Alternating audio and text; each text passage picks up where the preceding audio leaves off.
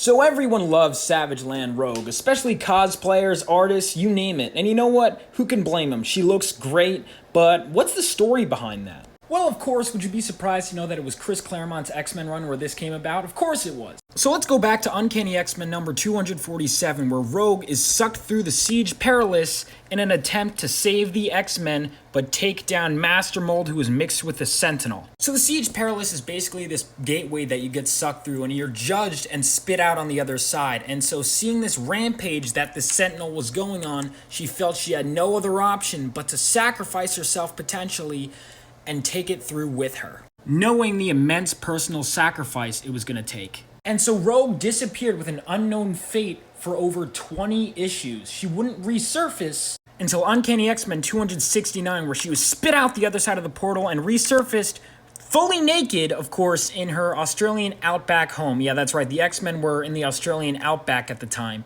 And so she puts on her clothes and she's getting ready to go when suddenly she is attacked, because it turns out that in her absence, her home was taken over by this group called the Reavers. That's a whole different discussion, but basically the X-Men followed her through the Siege Perilous, and the Reavers, these villains, took over control of the X-Men's headquarters in Australia. And to make matters worse, Carol Danvers shows up. See, Rogue had taken Carol Danvers' powers and memories, and the Siege Perilous had split them up into two different entities. And Ms. Marvel, Carol Danvers, is pissed and chases Rogue with a vengeance.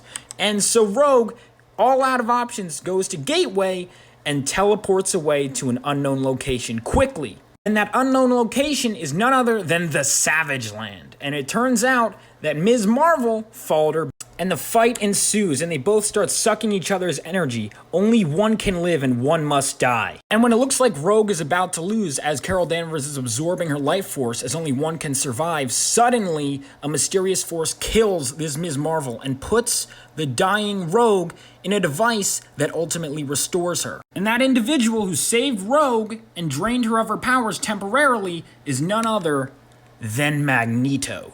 Over the course of the story, we'd find herself fighting her way against this woman named Zaladane, who took over the Savage Land with the help of Nick Fury, Magneto, and Kazar, who's Lord of the Savage Land. And eventually, of course, she would get her powers back. So there you have it, Savage Land Rogue.